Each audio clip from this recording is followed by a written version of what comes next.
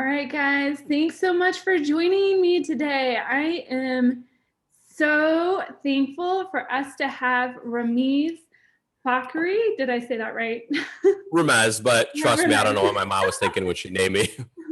From the IRA Club on with us today. He is been an entrepreneur for over 20 years, has a wealth of experience in so many different settings: hospitality, industry, financial services, real estate.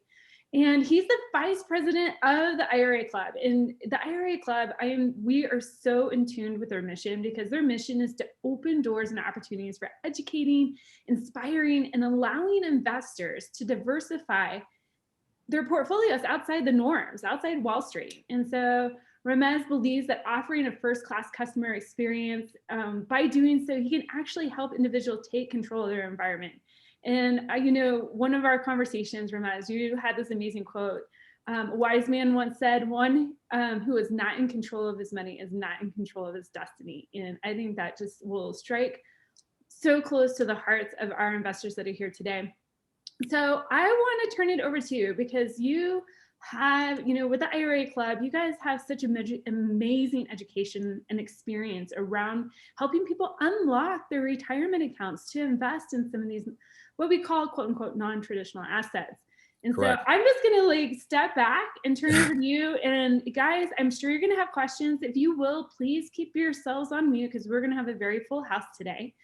Put your questions in the chat box, and as Ramez goes through his presentation, I will be sure to drop that into the, pepper those questions into the presentation. So I'm just going to let you go for it here. Well, thanks so much, Whitney, for the introduction. Again, Vice President of IRA Club based out of Chicago, Illinois.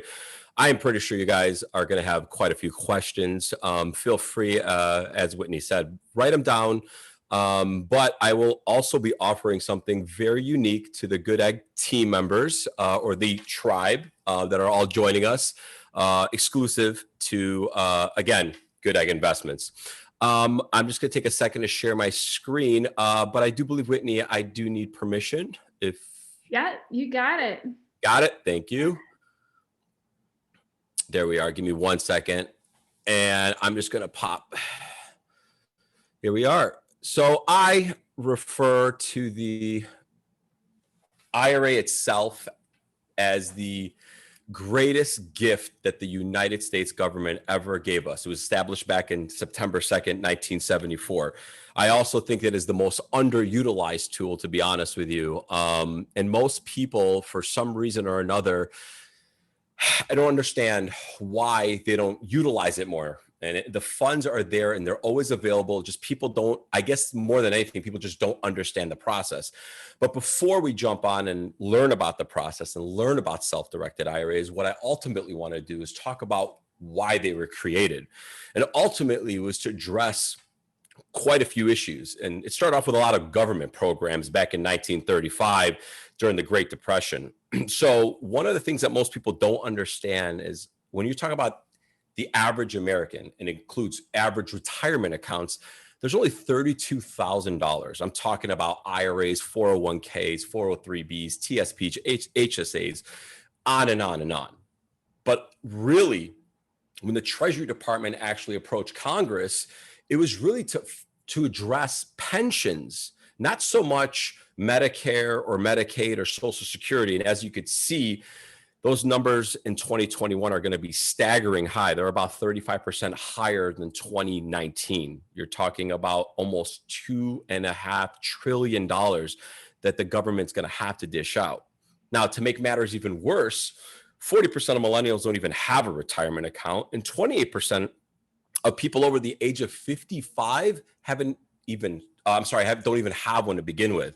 What they're relying on are these Social Security checks that are $1,500 on average. And also, people always forget they're not taxed. You're probably walking away with roughly about $1,300. Now, what most people need to understand, because we're living a lot longer, and as you could see, the average American now lives until the age of 79, which is fantastic. Social Security is either one of two things are going to happen. It's either going to disappear, or what they're going to have to do is raise taxes or extend the age from 62 to potentially, when they qualify, to possibly 65 or maybe even 68, because as of right now, there are 2 workers for every 1 retiree. Versus back when the IRA itself first started, there were 12 workers for every retiree. And back when Social Security was first established, there were 24 workers for every 1 retiree, because the average person back in 1935 unfortunately passed away at 62. So by the time you're retired, you're already dead. But the real issues that we need to face is what's coming now, okay? I keep referring to this as unparalleled times, because you can't think that if the government is going to dump $9 trillion into the economy, that these 2 issues of inflation and taxes are not going to go up. So I want people to understand this is going to be a real thing in the very near short future.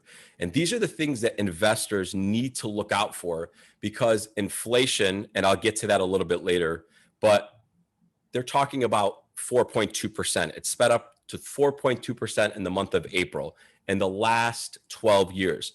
That caused a little riff in the market, if anyone who's invested in the market noticed it already. But what I really want to address is taxes. And for the first time ever, the Biden administration and the Treasury Department are in full support of each other. And the truth is they have no choice. If you look back at 2008, 2009, during the first bailout, those 2 years alone was a grand total of 135 billion versus, again, 9 trillion this last year and this year. So again, they have no choice. They have to raise taxes. And as you could see, the Washington Post actually wrote this article about 6.5, 7 weeks ago, that these are going to be the first major tax hikes since 1993. So if we got to look into it, what are some of the things that actually the Biden administration is proposing? And one of the things actually that I do want to bring up is Congress and the Biden administration, the Treasury Department, they're not going after the average American. Okay, they're going after corporate America. They're going after individual investors, savvy investors like myself and anybody that's also listening on this podcast, or sorry, this live stream webinar. Again, it's not geared towards, the average American. It's geared towards investors. He's proposing reducing the highest tax bracket from 518 to 400. And honestly, that's all tax brackets being dropped. He's talking about reducing and possibly eliminating the 1031 exchange. I personally don't think that one's going to pass as far as elimination. I think there would be a major uproar across the country.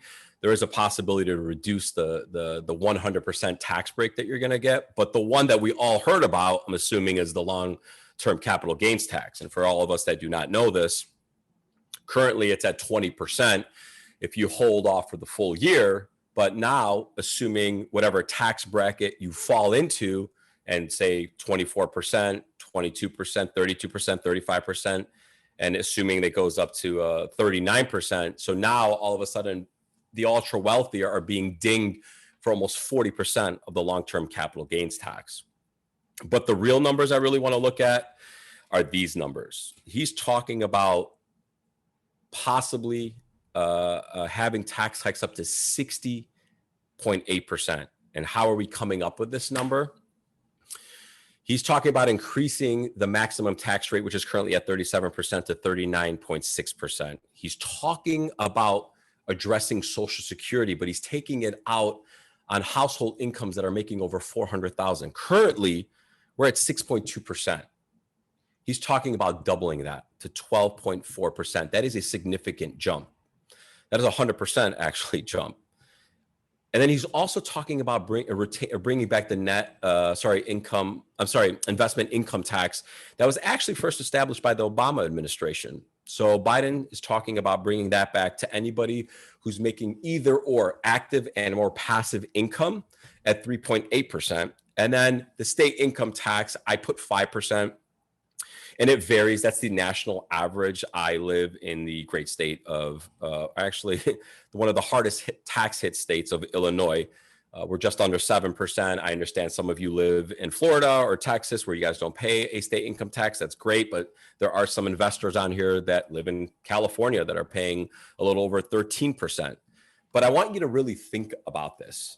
You're talking about for every $100,000 you make, they're talking about taking potentially 60% of that. So you're left with $40,000 if you're potentially making over $400,000.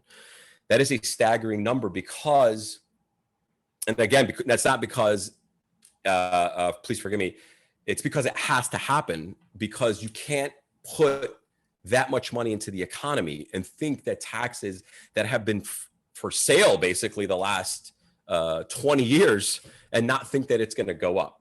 So again, the $1 million question that we hear all the time is, how do you get rid of this greedy man, Uncle Sam, and have the opportunity to grow your investments 25 to 50% faster?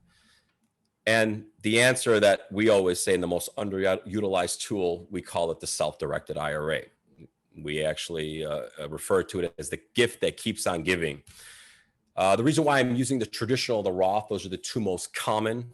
Traditional IRAs are tax deferred, meaning, for example, if you were going to contribute $6,000, you would take the deduction and you would pay taxes later, versus the Roth IRA where you pay the taxes up front. And the long term, you do not pay the taxes. All the capital, all the growth is tax free. You do not have an RMD, which is a required minimum distribution. And with a traditional IRA, by the age of 72, you will mandatory have to pay taxes. So the reason why that I bring up the Roth IRA is we always show favoritism towards the Roth IRA. And I just kind of wanted to use, simple math so people could see. Sorry, I got to move something that was blocking. The reason why I want to use simple math is just to keep it even keel, so just people understand how powerful the Roth IRA is. So if you essentially had an old 401k or a 403b or a TSP or anything of that nature sitting with, let's say a classical brokerage firm, like again, Fidelity or Vanguard, and you wanted to roll over $100,000 into a self-directed IRA account. And let's just say I'm using the age of 50 years old. And the reason why that I'm using the age of 50 years old is this is the time you're possibly thinking about retiring, hopefully at the age of 62, if not sooner. But the reason why that I am, again, using that is because we have to be wary of what's going on in the market right now. So if you were to say conservatively, you're making a 12% return on investment on the $100,000, and you're being taxed at 29%. Now, the reason why I'm using 29% is I'm just using the average American again, conservatively, and I'm tacking on the 5% of the state income tax at 29%. Your IRA, your Roth IRA, after 12 years would be $389,000. That essentially, sorry, my screen just froze. That would essentially be a savings of $122,000. So you using your own personal funds versus using a Roth IRA.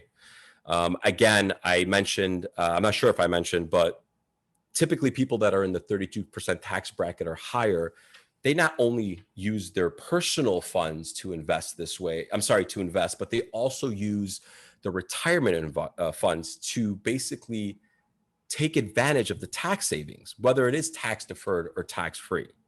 But the real benefits behind self-directed IRAs, all kidding aside, is the availability, as Whitney said, to diversify outside of the norm, where traditional stocks, bonds, mutual funds, and ETFs, it's all about control with these larger brokerage firms.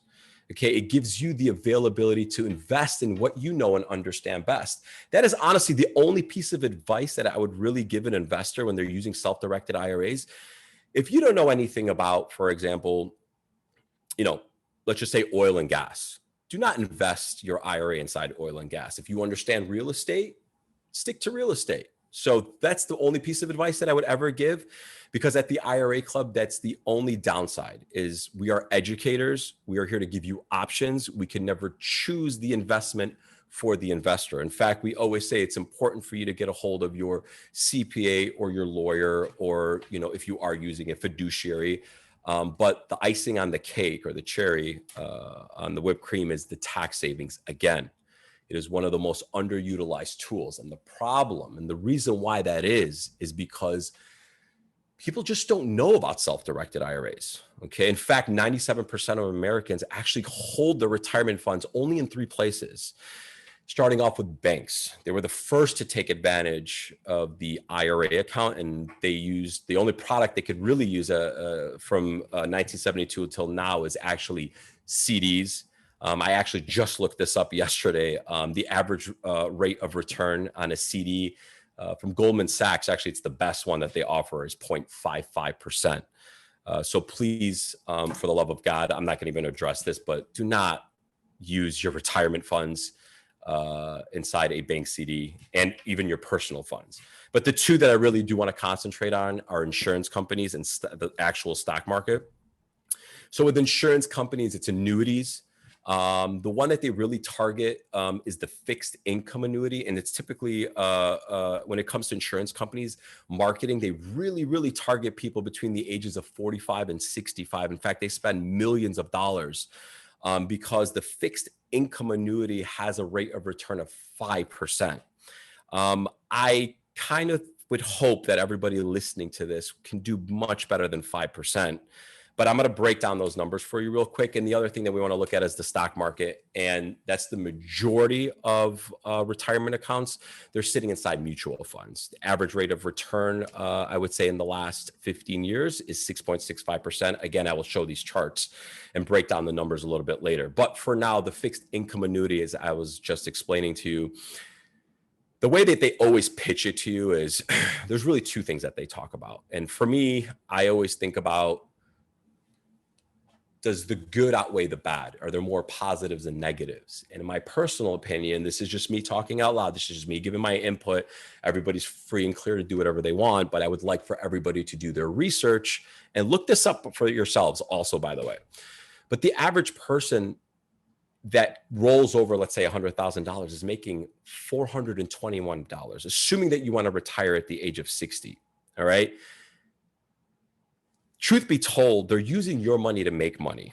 Okay. If I just told you that the S&P is making you 6.5 or 6.65%, you might as well just leave it in there. Okay. But their pitch is you don't have to worry about the volatility of the market anymore. All right. One of the downsides that and you can get started right away. That's the next pitch that they usually use. But the downside to me personally is it's very inflexible. Most people do not know this. An annuity is not FDIC insured. So God forbid something happens to the actual insurance company, your money just disappears overnight. And ultimately they win because God forbid, hear me out, you step outside of the house and you get into a horrific car accident and you pass away. Well, guess what? They get to keep everything inside the annuity. So if you rolled over your hard-earned retirement funds into annuity, your family does not benefit from it. But they basically take everything. And that's one of the biggest downsides. For me, it's also about taking care of your family. So again, up to you. I just like to give you the positives and negatives. But the biggest one are mutual funds. This chart was actually just done not too long ago, December 22nd. Actually, it is, now that I'm thinking about it, a little bit long. But mutual funds. So when you think of mutual funds, you're going to think of your classical brokerage firms. I like to use the 4 horsemen in our industry, I call them, which is Fidelity, Vanguard, Schwab, TD. They actually control 70% of all retirement accounts, which is a staggering number because you're talking about trillions and trillions of dollars. Fidelity actually owns about 30%. And by the Johnson family, the problem is, because it's privately owned, we don't know what they're really worth, but you could bet sure it's quite a substantial amount of money. But what I really want to look at over here, forgive me, is the numbers actually, as I'm grabbing my mouse, if you could follow along, look at the way the market always tends to have, it balances itself out. It's a kind of a roller coaster ride, all right? There's always some sort of correction. If you take a look at it, it's always between 10 and 15 years because history doesn't lie. As everything goes up, there's some sort of correction that brings it back down. So my question to you is, if you're looking at 15 years and you have a 401k or a 403b, or you served as in the military and you have a TSP, and these are the average returns of investment, under 6%, 10 years, 7%, 5 years, not bad at 8%, but 3 years at 6.65%. But this is a misleading number. They're saying in 2020, so many people I talked to, they're like, oh, I did really well in the market. Truth be told, you did not do well in the market. If you actually, again, look this up, the market had its worst quarterly loss in 2020 due to the pandemic. 24.7%, its worst quarterly loss in the history of the market, was bailed out with $9 trillion. That is the reason why that you made just under 10%, 9.5%. It's because the government bailed you out. But now we have to look to the future. And what I've been talking to you about is the possibility of inflation, which has already set itself. If you take a look, this was actually just written last week. Or actually, I'm so sorry, this Monday, inflation speeds up in April at 4.2%, the fastest increase in 12 years. The reason why I bring that up to you, and it gets worse, by the way, because let me actually go back to inflation. People never understand that there are fees incorporated to these larger brokerage firms that you never see. They're actually worked into the statements. In fact, lobbyists pay billions of dollars to hide these fees within the statements. So many times I talk to people and I ask them, when was the last time you looked at your 401k statement? They shrug their shoulders and they look at me and they have basically no clue. They don't realize, if you actually break down the numbers, they don't realize that they're being charged possibly 2 to 3%. There are over 10,000, by the way, mutual funds that are out there. But you need to understand that these 12(1)Bs, trading costs, record keeping, legal fees, custodial fees, these are all worked in. The only thing that you'll see typically on the statement is something called the expense ratio fee, which is sometimes they promote it at being, half a point, which is really your management fee. But again, you don't see the rest of these fees. So the reason why that I bring all of this stuff up to you is if they're taking potentially 2 to 3%, and inflation is touching 4%, there's nothing left for the average American if your funds are sitting inside the market. If you're making 6, 7, 8%, you're basically going to stay flat. That's assuming that the market stays flat. And who's taking all of this risk? It's you, because as you could see on the chart, the only time you ever get paid is if the market's up. If the market is flat, do you get paid? No. Does Wall Street get paid? Yes. The market's down. Do you get paid? No. Does the Wall Street get paid? Yes. Does your brokerage firm get paid? Yes. Does your fiduciary get paid? Yes. And the problem is because your 401k is tied into your employer as an employer plan, it could really devastate somebody that's looking to retire, shortly. If you're 50, 55 years old, you can't afford, number one, for the market to drop and let alone stay flat. Because as I mentioned to you, every 12 to 15 years, there's some sort of correction. The dot-com bubble, there was about a 20% drop within a month. The 2008-9 housing crash, people lost 40%. And it doesn't take days or weeks or months. It takes years. In fact, if you had $100,000 and you lost 40% of that in the market inside your 401k plan, and if you stopped contributing to your 401k plan because you just thought in your head, forget about it, why am I just putting money into the market to lose 40%?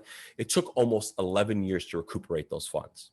There's just great calculators that we have on the IRA Club website. I highly recommend that you do that. I'm not saying that the market's going to drop 40%, but assuming there is a 10 or 15% or even a 20% correction, keep that in the back of your mind. It doesn't take days or weeks. It takes years, okay, to recuperate that, okay? And ultimately, the truth is, it's all about control, okay? if you happen to walk, we call them artificial restrictions in our industry, in the self-directed IRA industry. And by the way, self-directed IRAs, when you say self-directed, that's just a marketing term that we use, because all retirement accounts are actually self-directed. You choose where to put your funds. The only difference with, again, the brokerage firms that you're dealing with, the larger broker firms like the Fidelities, Vanguards, and Schwabs of the world, is you're tied into their plans. If you have a 401k plan, you cannot move those funds over until you leave those funds. Until you leave the employment of your employer. So we call them artificial restrictions, because let's just say, for example, you walked into your whatever brokerage firm that it is that you're using. And let's just say, again, let's just use Goodegg as the example. And you say, you know what, I found this investment opportunity at 12%. It is a syndication, and you tell your broker that I would like to move over, let's say $100,000 or $50,000 or whatever the minimum investment is.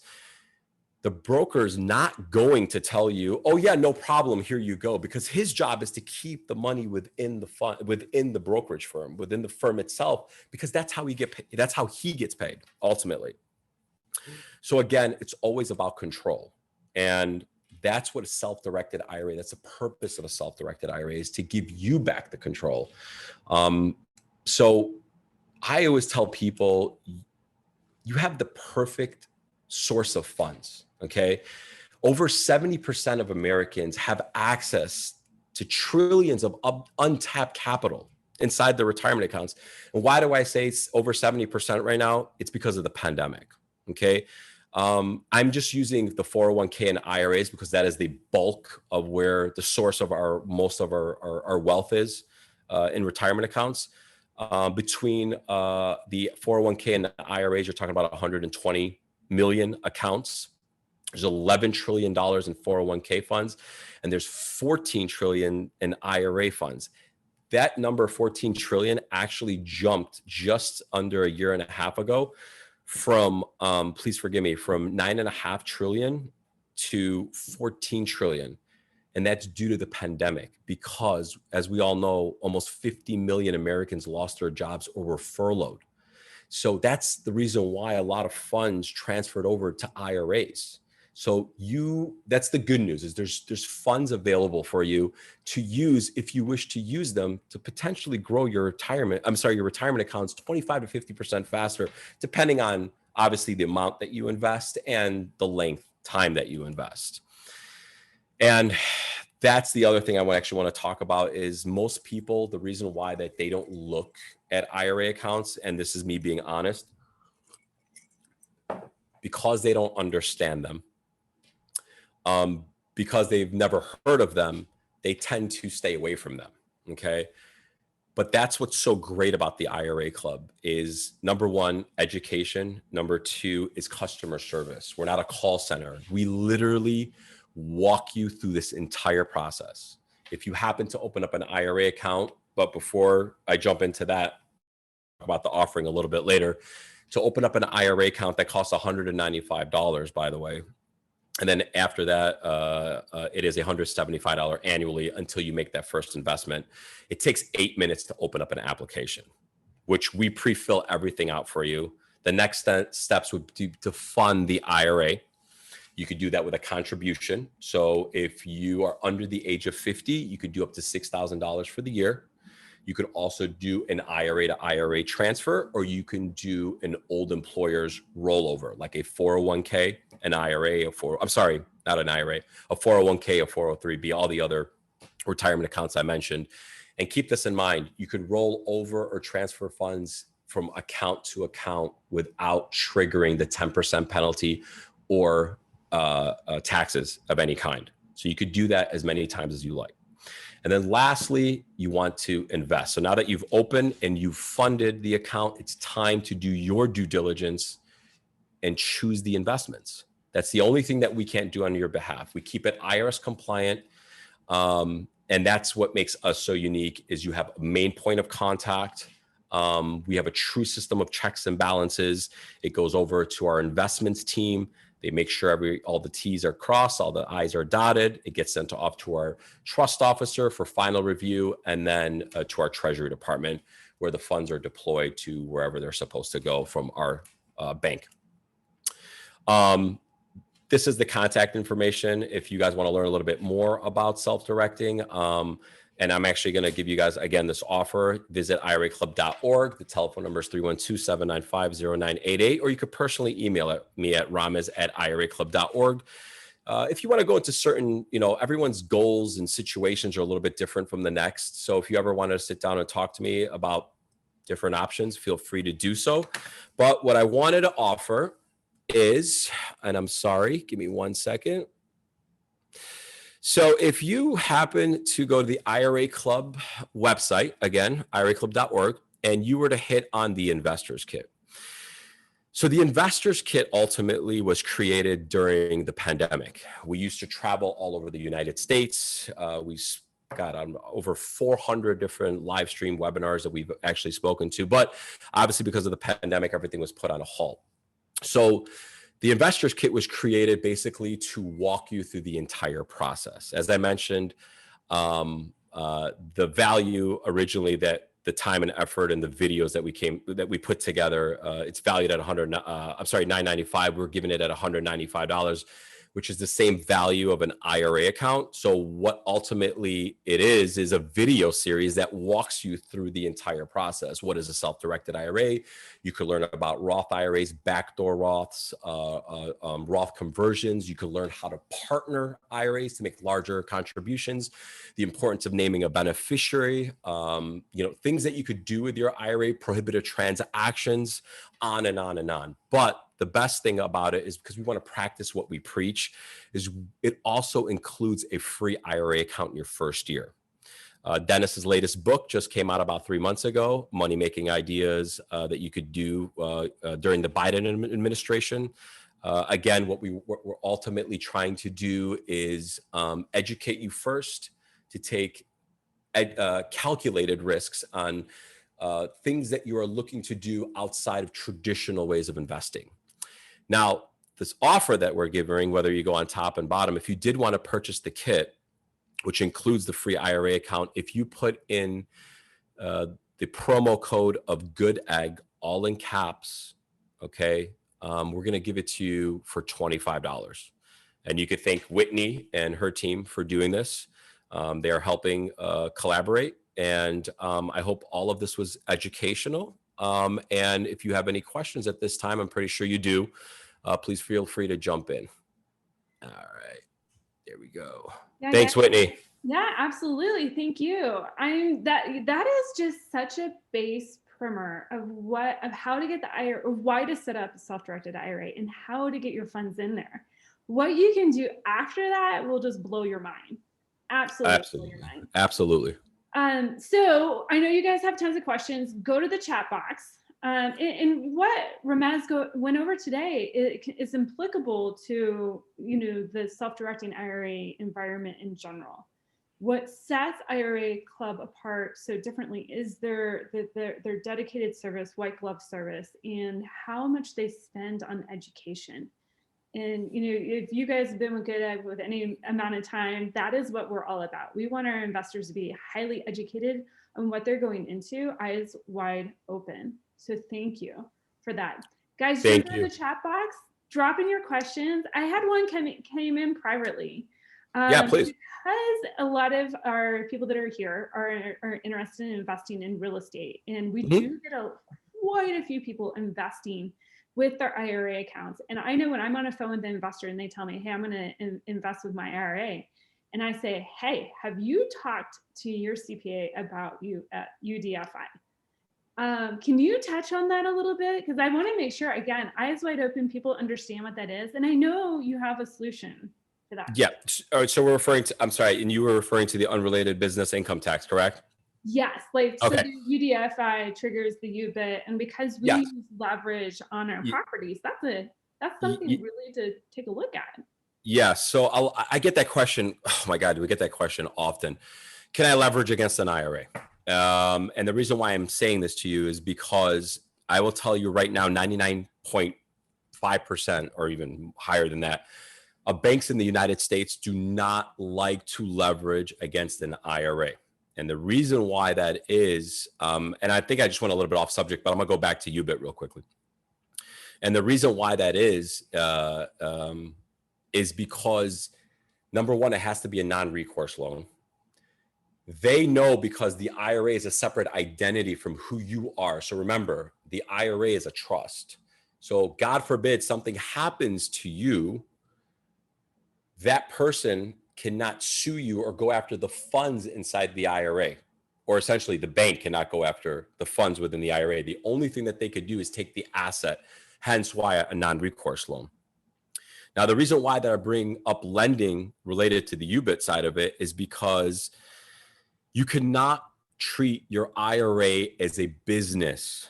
Okay, that's the thing that you need to understand first and foremost. It's strictly for retirement purposes only. That is the reason why it was created, was to take care of yourself as you got older. And it was to address, again, the other issues of pension, Medicare, Social Security, on and on.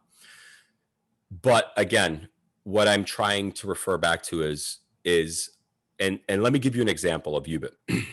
I had a gentleman not too long ago, about 1.5 years, 2 years ago, right before the pandemic. He had $250,000 inside his old 401k account that he rolled over into a self-directed IRA account, not here at the IRA Club, because we honestly we wouldn't make the transaction for him, because ultimately our job is to protect you and make sure that you don't trigger, again, a prohibited transaction, UBIT, on and on. So he had $250,000, and what he ultimately wanted to do was to buy 5 homes by putting down, because he found a bank that was willing to lend against the IRA at $50,000, $50,000, $50,000, $50,000, $50,000. Well, guess what? That triggers UBIT. Now, the question that I get all the time is, how will the IRS ever know? And if you had a good CPA, he would tell you this. So whoever asked you that question, kudos to your CPA, because he told you the right thing. But back to the gentleman, when he asked me that question, how is an IRS agent, if I ever get, how many times you get audited, how are they going to find out? The analogy that I always use is, how many times have you blown a red light in your lifetime? Or how many times have you rolled a stop sign? Just because the cop isn't there in the corner of the street to pull you over, does it mean that's the right thing to do? Now, 1 out of 10 times now, if you get caught, what ends up happening is you get a ticket. If this gentleman happens to get caught, he will trigger UBIT, and he will be forced to pay taxes, not only for the funds within the IRA, he would have to pay, the taxes for the funds within the IRA, but also the assets themselves, meaning the 5 homes that he purchased, he has to pay taxes on all 5 of those up front. So you best believe that's a pretty hefty penny that he's going to have to pay if he ever got caught. I hope that answered your question with the example.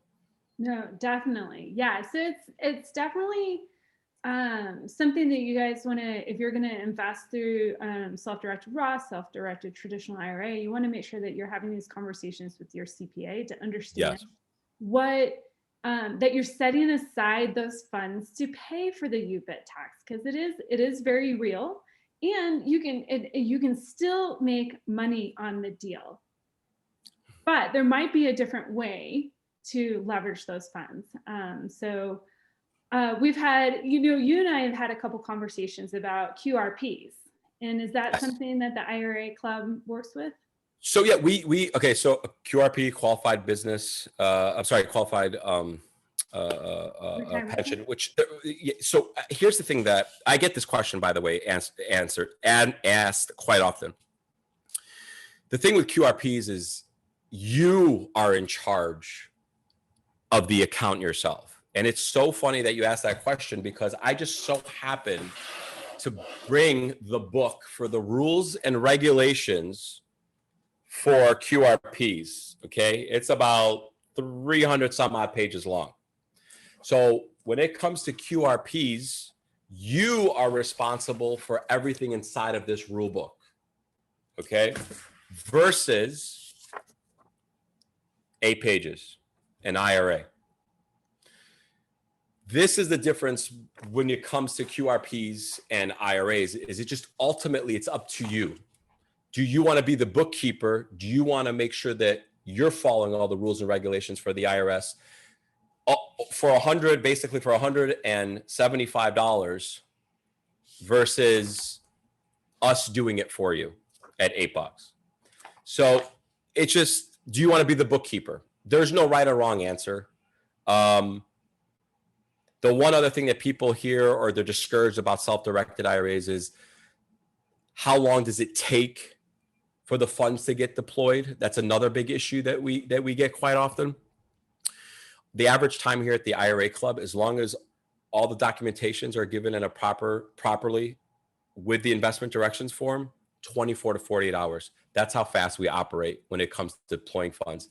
As long as the funds are here at the IRA Club. The longest process that we see is the transfer or rollover of funds from, let's say, a Fidelity, Vanguard, or Schwab. The reason why that is they're trying to hold those funds for as long as humanly possible to capitalize one last time before they're sent over to us, if that makes sense. So as long as the funds are here, 24 to 48 hours, that's how fast we move. Awesome. But QRPs, there's no right or wrong way we administer QRPs.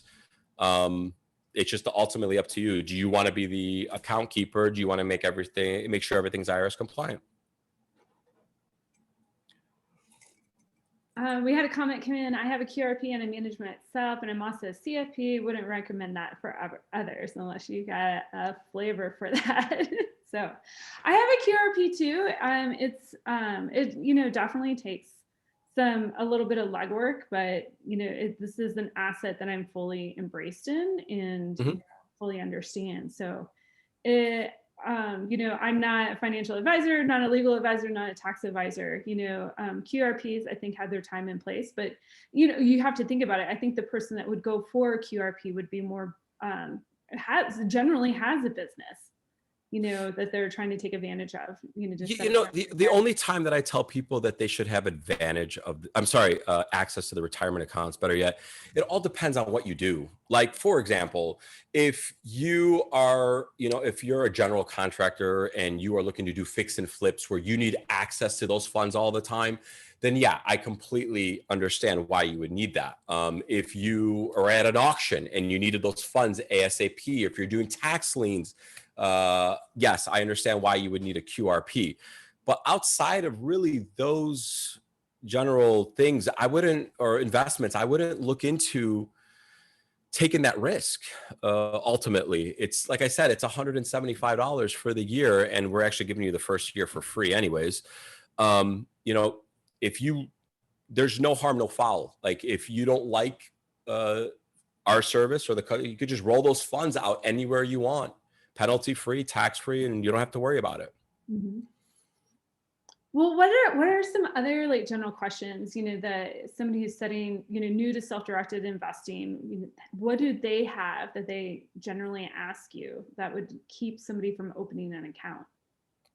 Honestly, and ultimately, the three reasons why, by the way, guys, I extremely apologize. I told Whitney before I got on board, I have a brand new baby, 8 weeks old. I've only slept 2 hours, so I might be slurring my words here and there. So again, I do apologize. But some of the general questions that we get that deter people away from opening up a self-directed IRA is, number one, they just don't know, which I mentioned. 2, it's boring and not a sexy way of making money until you start to see the tax savings and your investments grow that much faster. And 3, I'm just too old. I started too late. But I just mentioned to you that if the average person is living until 79, and you're 50, you have 30 years to go. Why not invest using your self-directed, with retirement funds? Why not? Again, it's just that people don't know, they don't understand it. It's more of like I said it before, a herding method that people are not comfortable with self-directing because they don't know what to invest in. But if there's investment platforms such as Goodegg, it makes it that much easier. Do you see where I'm going with that? They're out there. These investments are out there. And truth be told, you cannot rely on these 6, 7, 8, 9-digit returns. If you're not producing double-digit returns, you're going to be working forever. There's 60 million IRA accounts, as I just showed you. Of the 60 million, only 1.4 million have $1 million or more. So what are the other 54 million IRA accounts doing wrong? And the answer is they're not self-directing their funds. Again, that's what the ultra wealthy do. Those are people traditionally in the 32% tax bracket or higher. That's how they invest. They also use their retirement funds, especially if they know they don't have access to them until 59 and a half. They rather use those funds first if they know they have a great investment in front of them that is giving them double-digit returns outside of the market. It's just important to diversify your portfolios, whether it's your own personal funds or the retirement funds. I mean, think about this. As I mentioned, if you lost 20 or 30% in the market, there's no way to get that back. It takes years. But if you have, like, say, just for example, a hard tangible asset, you bought a home, right? And the house, God forbid, burns down. Well, guess what? The house is insured and you get those funds within 30 to 60 days versus, potentially 3 to 6 years. That's the way I kind of address it to people. So it's important to look outside of just what you're used to. And that's what kind of scares people, I think, a lot of the times. I think people should be more afraid right now of the market. I'm really irritated right now that I just lost 50% of my portfolio inside crypto. I woke up, I slept, I woke up, and it's down 40%. I was like, oh my God. But I went and bought. I was happy this morning. Well, I can buy crypto. I started early, to be honest with you. But here's the great news. I actually use my Roth IRA to invest in crypto, but I bought about 8-9 months ago. People ask me all the time, what do you use your IRA for? Me and my wife, we partner every single year. We live in Chicago, Illinois. I don't know how many people know where the Millennium Park is. We live across the street from Millennium Park. There is no parking. These are just examples that I'm giving. But I wanted to showcase the power of partnering. I contribute 6, my wife contributes 6. We combine our funds to purchase a parking spot and then we rent it out. So that's a way to accelerate if you don't have the funds or the means within a old 401k account. But truth be told, I guarantee you, everybody that's listening to me here, I would say about half of you have the funds available. It's just, are you comfortable enough to use it? So that's a great question because, minimum investments, especially in the syndication side. And before we get off, I want to make sure that we kind of run through the short list of assets that some of the investors are doing with the IRA club. But, for syndications, minimum investments can be $50,000 to $100,000. I've seen groups that are $250,000. And if partnering, especially spouses, because we have to deal with accredited investors and stuff like that. But if the spouses or spousal equivalents can partner, how does that physically work? Oh, so when you think of partnering, think percentage in, percentage out. So again, I always like using simple math, $100,000, okay? Minimum investment. Let's say my IRA, let's use me. I have 60,000 in my IRA and my wife's got 40,000. So we would obviously combine to purchase whatever it is, a syndication, on and on, whatever it is. So when I say percentage in, percentage out, it's whatever funds that come back to you. So let's just, again, use the 1% rule. Let's say I'm getting $1,000 back, 10%. 600 would go back to me and 400 would go back to her. Again, sorry, not to me, to my IRA account. People get that confused. Remember, separate identity, different from who you are. So that's the rule. That's the only rule actually to partnering.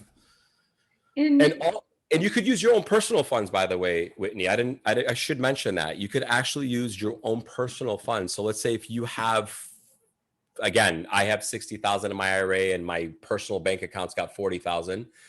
The only difference is when we say percentage in, percentage out, those rules still apply, except the 60%, the $600, better yet, that comes back to me inside the IRA account, is not taxed, is tax deferred or tax free, versus the funds, the $400 that are going back to my personal bank account. Now that is taxed. So you can also partner together with yourself to make an investment.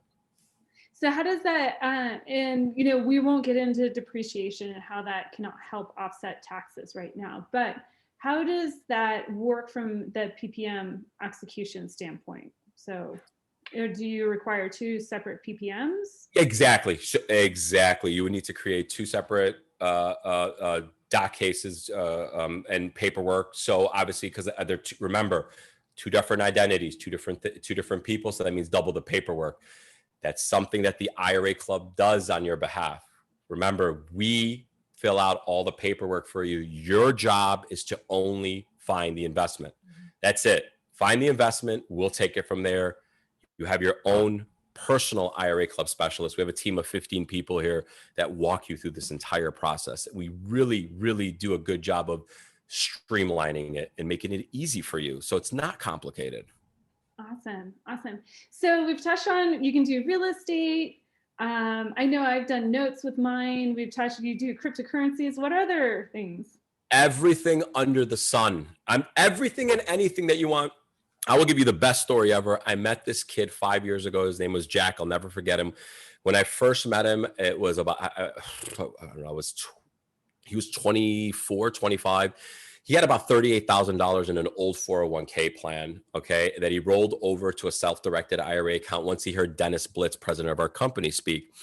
So Vanessa Neely, by the way, Whitney, I don't even know if you know this, but Vanessa Neely is the trust officer here at IRA Club, who happens to be my wife, tells me to go ahead and talk to that young man. And I said to him, why? She's like, just go talk to him. She's, as I'm turning around, she's like, he has just under $100,000 in his IRA account in a little over 3 years. And I said, what? How did he like triple his money, or almost triple his money? So when I asked him, he lended the money to his uncle that happens to live in South Dakota on a 6-corner intersection. And he happens to have a gas station, and he was selling Christmas trees. So I looked at him, and for 3 months out of the year, he would use this funds in his Roth IRA account to buy Christmas trees to sell to people. I mean, when I tell you anything under the sun, you could buy Super Bowl tickets and resell them. You could do the most common, obviously, are fix and flips. There's tax liens. There's mobile homes are really a big thing right now because of the housing shortage. We just launched a crypto club not too long ago as a new asset class. There is obviously turnkey investments.